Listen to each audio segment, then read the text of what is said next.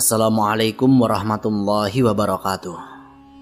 Sahabat baca cerita yang dirahmati Allah, Ka'bah yang kita lihat hari ini ternyata bukan bentuk aslinya sejak zaman Nabi Ibrahim alaihissalam. Dalam sejarah Islam, Ka'bah pernah terbakar, Ka'bah pernah dihantam perang, dibongkar, lalu dibangun ulang oleh seorang sahabat Nabi. Bahkan setelah itu, bangunannya diubah lagi oleh penguasa berikutnya. Kenapa bangunan paling suci dalam Islam bisa sampai menjadi pusat konflik? Dan bagaimana para ulama menyikapi peristiwa sebesar ini? Simak kisah ini sampai akhir. Bismillah, mari kita mulai ceritanya.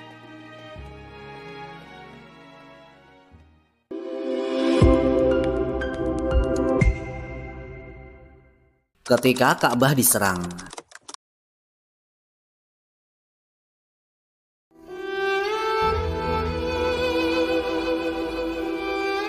tahun itu keadaan kaum muslimin sedang tidak tenang.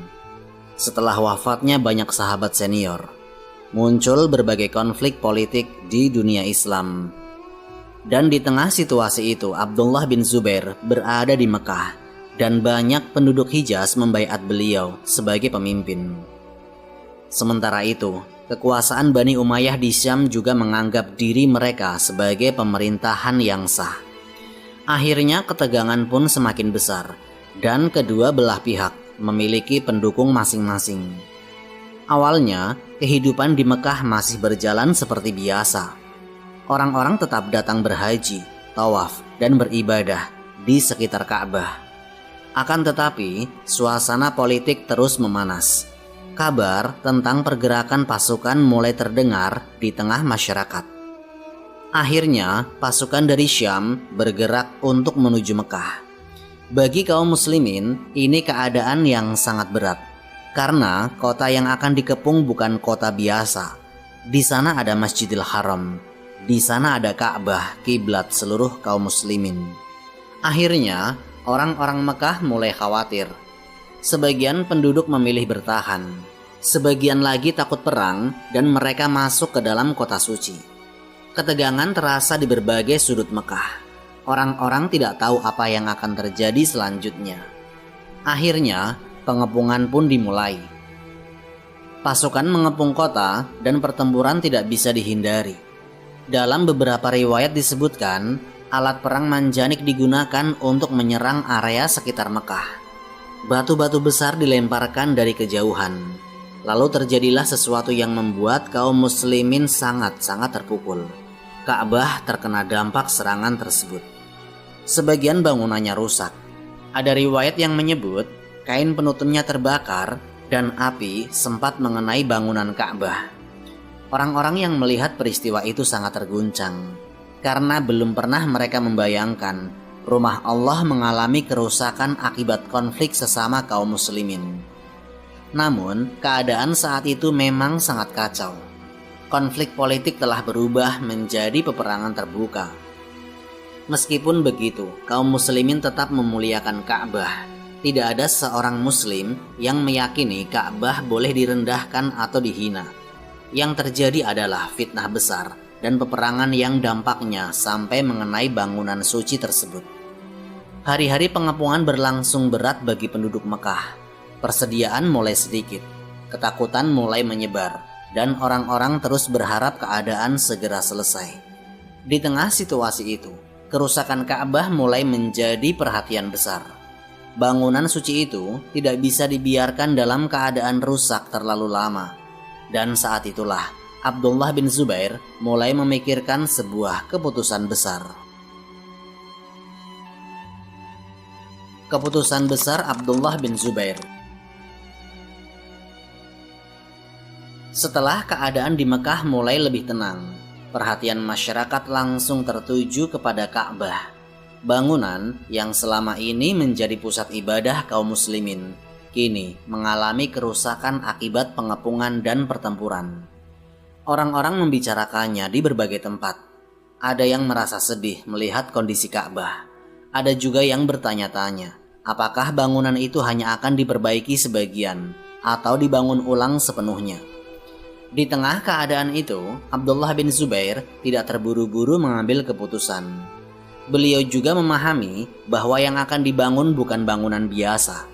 Ini adalah Ka'bah, rumah Allah yang menjadi kiblat seluruh kaum muslimin. Beliau lalu mengingat sebuah hadis yang pernah diriwayatkan oleh Sayyidah Aisyah binti Abu Bakar. Dalam hadis tersebut, Rasulullah SAW pernah menjelaskan bahwa sebenarnya beliau ingin membangun Ka'bah di atas pondasi Nabi Ibrahim yang asli. Rasulullah SAW juga ingin memasukkan area Hijr Ismail ke dalam bangunan Ka'bah dan membuat 2 pintu agar orang bisa masuk dari satu sisi dan keluar dari sisi lainnya. Namun Rasulullah SAW tidak melakukannya pada masa itu. Beliau menjelaskan bahwa Quraisy saat itu masih dekat dengan masa jahiliyah. Rasulullah khawatir jika Ka'bah langsung diubah besar-besaran, sebagian orang akan merasa terguncang dan muncul fitnah di tengah masyarakat. Karena itulah, bentuk Ka'bah tetap dibiarkan seperti bangunan Quraisy. Hadis ini dikenal di kalangan para ulama dan sahabat. Dan bagi Abdullah bin Zubair, kerusakan Ka'bah setelah pengepungan membuat keadaan menjadi berbeda. Bangunan Ka'bah memang sudah perlu diperbaiki. Maka beliau melihat ini sebagai kesempatan untuk membangunnya sesuai keinginan Rasulullah SAW yang dahulu belum direalisasikan. Keputusan itu bukan keputusan kecil, karena begitu pembangunan dimulai, bentuk Ka'bah akan berubah dari yang selama ini dikenal masyarakat. Tentu akan ada banyak yang bertanya-tanya, akan ada yang kaget melihat perbedaannya. Namun Abdullah bin Zubair tetap melanjutkan niatnya. Beliau ingin pembangunan itu didasarkan pada hadis Rasulullah, bukan sekedar pendapat pribadi. Maka persiapan renovasi besar Ka'bah pun dimulai. Orang-orang Mekah mulai mendengar kabar bahwa bangunan Ka'bah akan dibongkar lalu dibangun kembali dengan bentuk yang berbeda dari sebelumnya. Ka'bah dibangun ulang. Ketika keputusan pembangunan diumumkan, perhatian penduduk Mekah langsung tertuju ke area Ka'bah. Tidak setiap hari orang melihat bangunan paling mulia dalam Islam dibongkar, lalu dibangun kembali. Sebagian orang merasa tegang. Mereka khawatir jika pembongkaran dilakukan sembarangan. Ada juga yang takut azab turun karena manusia membongkar Ka'bah. Perasaan seperti itu pernah muncul juga pada masa Quraisy merenovasi Ka'bah sebelum kenabian Rasulullah SAW.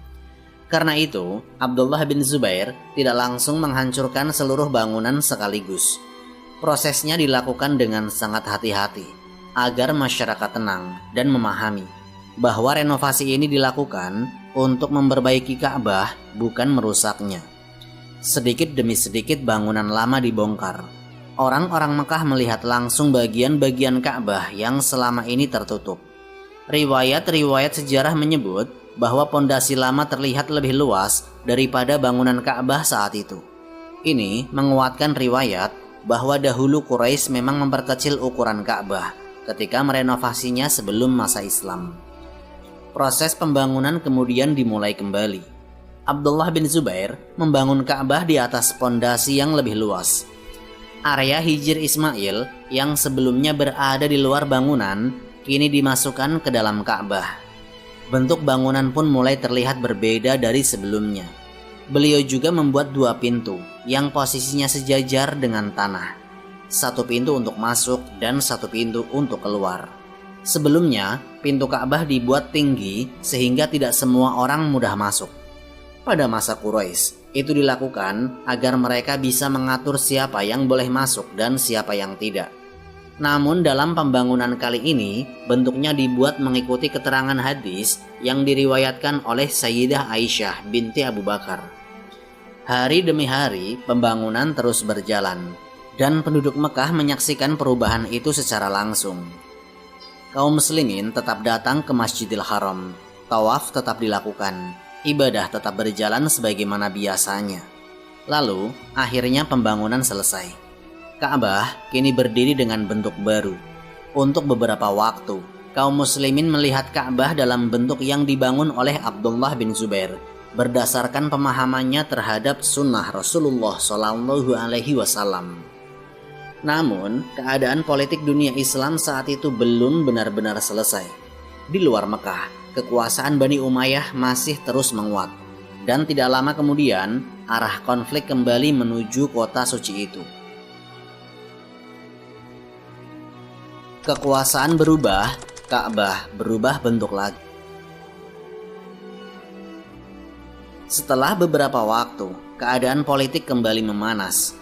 Kekuasaan Bani Umayyah di bawah Abdul Malik bin Marwan semakin kuat. Sementara itu, Abdullah bin Zubair masih bertahan di Mekah. Akhirnya, pasukan dari Syam kembali bergerak menuju Mekah. Pasukan itu dipimpin oleh Al-Hajjaj bin Yusuf. Penduduk Mekah kembali menghadapi suasana yang mencekam. Mereka sudah pernah merasakan bagaimana perang mendekati Masjidil Haram, dan kali ini mereka takut kejadian yang sama terulang lagi. Pengepungan kembali terjadi. Pertempuran berlangsung keras hingga akhirnya Abdullah bin Zubair gugur. Dengan wafatnya beliau, kekuasaan di Hijaz kembali berada di bawah pemerintahan Bani Umayyah. Setelah keadaan mulai stabil, perhatian kembali tertuju kepada Ka'bah. Bangunan Ka'bah yang saat itu masih dalam bentuk renovasi yang dilakukan oleh Abdullah bin Zubair.